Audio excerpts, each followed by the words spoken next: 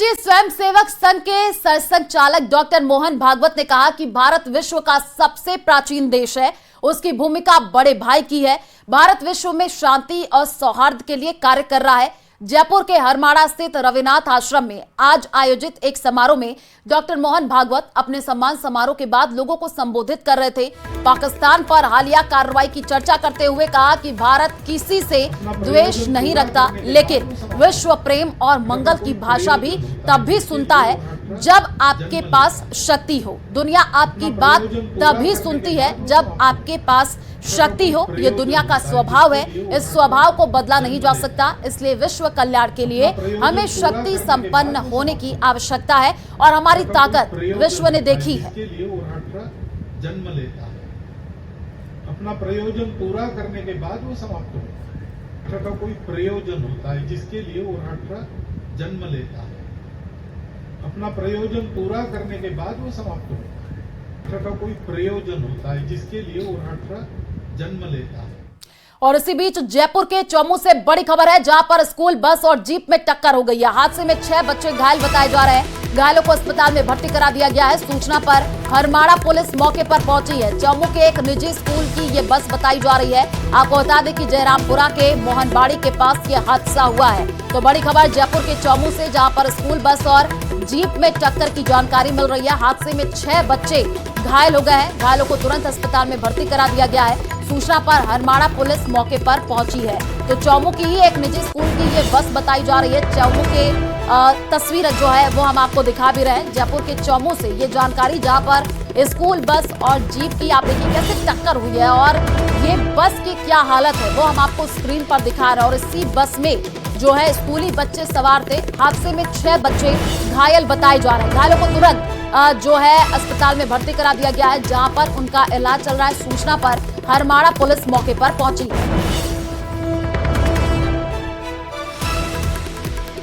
झुंझुनू के roadways depot में अनूठा खेल चल रहा है। इसका राजफाश तब हुआ जब एक शिकायत एसीबी को की गई।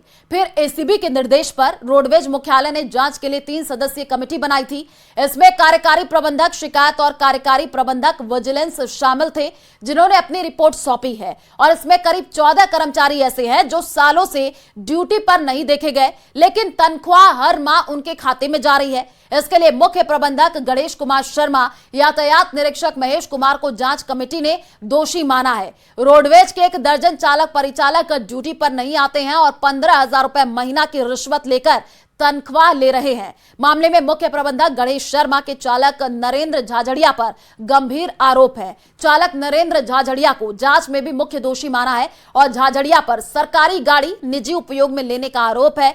कमेटी ने मुख्य प्रबंधक द्वारा यूपीआई के जरिए पैसे लेने के सबूत भी सौंपे हैं।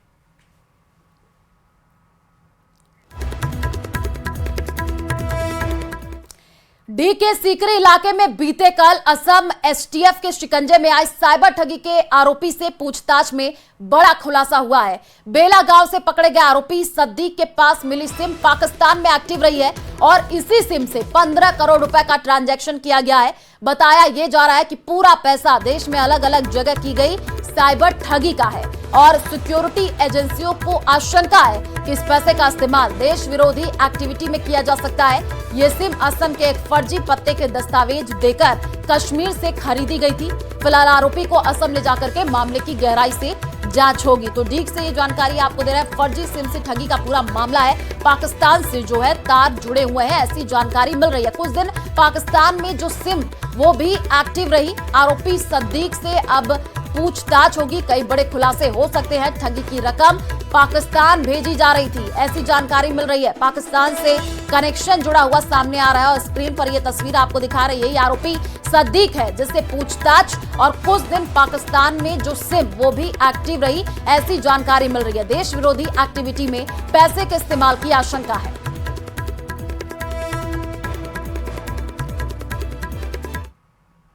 गांव बेला में एक ऐसा मामला सामने आया है जहां एक आरोपी सद्दीक को गिरफ्तार किया गया है। असम एसटीएफ की टीम के साथ सीकरी थाना पुलिस ने इस कार्रवाई को अंजाम दिया और उससे एक सिम बरामद की है जो कि पाकिस्तान में कुछ दिन एक्टिवेट रही थी।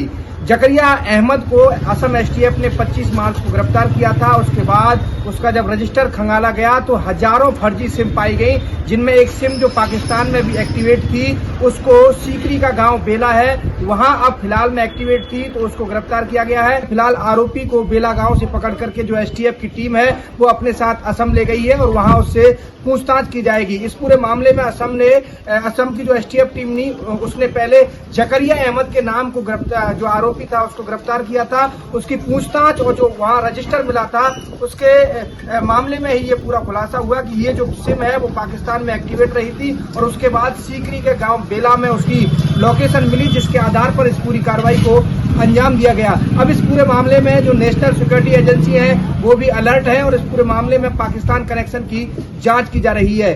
कैमरा पर्सन मनोज के साथ दीपक पुरी, न्यूज 18 भरतपुर। और बड़ी खबर आपको बता दें भिवाड़ी तिजारा से, जहां स्टार हॉस्पिटल के बाहर एक चौंकाने वाली चोरी की घटना सामने आई है। मरीज से मिलने आए एक युवक की बाइक चोर बड़ी चालाकी से दिन दहाड़े चोरी कर लेकर गया है और ये चोरी की पूरी वारदात अस्पताल के बाहर लगे सीसीटीवी कैमरे में कैद हो गई है। वहीं पीड़ित ने मामले में शिकायत दर्ज कराई है, जिसके आधार पर पुलिस जांच में जुटी हुई है। तो ये बड़ी खबर आपको बता रहे हैं अस्पताल के बाहर से। आप देखिए कैसे बाइक को चोरी किया गया है और चोरी की वारदात सीसीटीवी कैमरे में कैद हो गई है। उसी के आधार पर अब इस पूरे मामले की जांच की जा रही है। शातिर चोर ने वारदात को अंजाम दिया है। आप देखिए कैसे जो पहले चोर है वो बाइक पर बैठता है, उसके बाद से धीरे से लॉक को खोलता है और वहां से फरार हो जाता है। कई सारे बाइक और स्कूटी वहां पर खड़े हैं, लेकिन इस चोर में जरा भी डर नहीं है। आप देखिए कैसे अस्पताल के बाहर से ये चोर जो है बाइक चोरी करके फरार हो गया। चोरी की पूरी घटना सीसीटीवी में कैद हो गई है।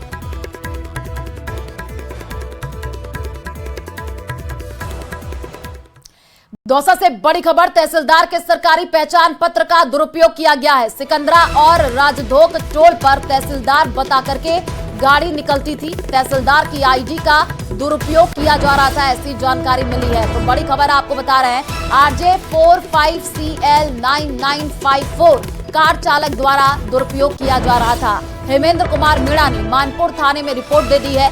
चोरी से फर्जी आईडी बनाने का आरोप है और हेमेंद्र कुमार मीणा ने मुकदमा दर्ज करने के लिए मानपुर थाने में रिपोर्ट दी है। दौसा से बड़ी खबर आपको बता दें, एसीबी की बड़ी कार्रवाई देखने को मिली है। महुआ डीएसपी के दलाल को रिश्वत लेते गिरफ्तार किया गया है। मेहंदीपुर बालाजी में रिश्वत की राशि लेने के लिए दलाल आया था। महुआ डीएसपी और रीडर की भूमिका की जांच में अब एसीबी जुटी हुई है। पॉक्सो के एक मामले में आपको बता दें कि फेवर करने की एवज में 2.5 लाख की रिश्वत मांगी गई थी।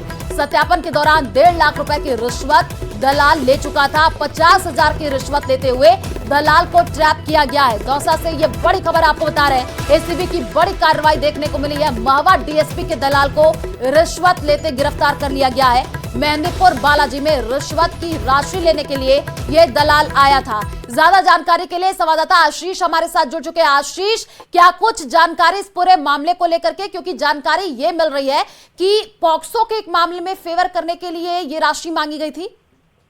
बिल्कुल, पूरा मामला अभी वर्तमान में एसीबी की कार्रवाई लगातार जारी है। मेहंदीपुर बालाजी में ये कार्रवाई की जा रही है।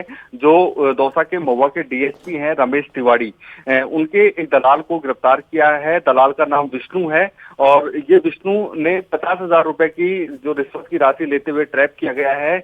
पूरा जो सौदा है वो करीब 2.5 लाख रुपए में तय हुआ था, रिश्वत की राशि देना तय हुआ था और सत्यापन के दौरान आरोपी दलाल है जो 1.5 लाख रुपए की राशि ले चुका था और आज जब 50,000 रुपए की रिश्वत की राशि लेने के लिए जैसे ही मेहंदीपुर बालाजी में आया तो एसीबी ने जाल बिछा रखा था और एसीबी ने उसे ट्रैप कर लिया। अब पूरे मामले में महुआ के डीएसपी रमेश तिवारी और रेडर रामदेव की भूमिका की जांच की जा रही है। जो एसीबी के अधिकारी हैं अनिल कयाल, उनसे हमारी बातचीत हुई है। उनका कहना है कि इस पूरे मामले की जांच की जा रही है और जो सीओ महुआ है और उनके रीडर हैं उनकी भूमिका की जांच की जा रही है। आशीष, क्योंकि एसीबी को जाहिर सी बात है पहले भी कई इनपुट मिले होंगे, उसी के आधार पर यह कार्रवाई हुई होगी। क्या पहले भी इस तरीके के मामले सामने आए थे क्या? बिल्कुल अलग अलग मामले सामने आते हैं, लेकिन जो परिवादी था उसने शिकायत एसीबी को दी थी और एसीबी के अधिकारियों के निर्देश पर पूरी जो शिकायत है उसका सत्यापन कराया गया और उस सत्यापन के आधार पर अब ये पूरी कार्रवाई की गई है और अब कार्रवाई लगातार जारी है। खास बात यह है कि एक आरपीएस स्तर के अधिकारी की भूमिका इस पूरे मामले में जांच होगी, क्योंकि 2.5 लाख रुपए की रिश्वत ली गई थी और दलाल के जरिए ये रिश्वत ली जा रही थी। ऐसे में अब महुआ डीएसपी की भूमिका किस प्रकार पाई जाती है वो जांच के बाद बिल्कुल पता आशीष, चलेगा। और ये जांच का विषय भी आप नजर बना करके रखिए, आगे आपसे अपडेट लेंगे। फिलहाल शुक्रिया तमाम जानकारी साझा करने के लिए। जैसलमेर में सूर्य देवता के तीखे तेवर के चलते गर्मी कहर बरपा रही है। गर्मी में बिजली और पानी की समस्या से लोग परेशान हैं। बिजली पानी की समस्या को लेकर जिला कलेक्ट्रेट कार्यालय के साथ ही संबंधित विभागों के चक्कर भी काट रहे हैं, लेकिन समस्या जस की तस है। वार्ड 9-10 के लोग संबंधित विभागों में गए, लेकिन छुट्टी के चलते वहां कोई भी नहीं मिला है। 360 परिवार के करीब आबादी में जब लाइट चली जाती है तो डिस्कॉम एफआरटी को सूचना दी जाती है, लेकिन घंटों बीतने पर भी टीम नहीं पहुंची, ऐसी जानकारी मिली है। और 7 से 8 दिन में एक बार पानी की सप्लाई होती है और वो भी 45 मिनट से ज्यादा नहीं होती है।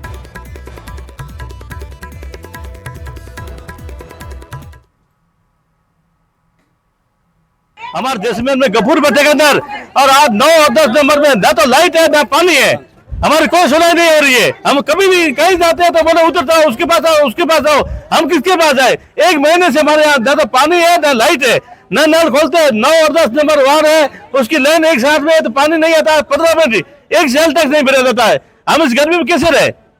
हमारा बहुत प्रॉब्लम है। ठीक है ना, मैं सरकार को यही कहना चाहता हूँ कि हमने वोट दिया है, पब्लिक परेशान है और ये लाइट की बहुत प्रॉब्लम चल रही है। कम से कम 2-3 महीने हो गए, बोल बोल के परेशान हो गए। अभी यहाँ गर्मी में हम आए हैं, सभी लेडीज वगैरह सब मिलके आए हैं, तो यहाँ पर तो ना तो अयन है ना जयन है। बोल रहे हैं क्या कि आज छुट्टी है, हाफ डे है। वार्ड नंबर 9-10 से और रात भर लाइटें जाती है, वापस नहीं आती। रात को 2 बजे तक गर्मी में बच्चे भी परेशान। हम किसी को बोलते हैं तो कोई हमारी सुनवाई नहीं करता है और धमकियां उल्टे से देते हैं कि हम नहीं सुनवाई करेंगे, आगे चले जाओ। हम किसके पास जाए? हमने वोट दिए है ना।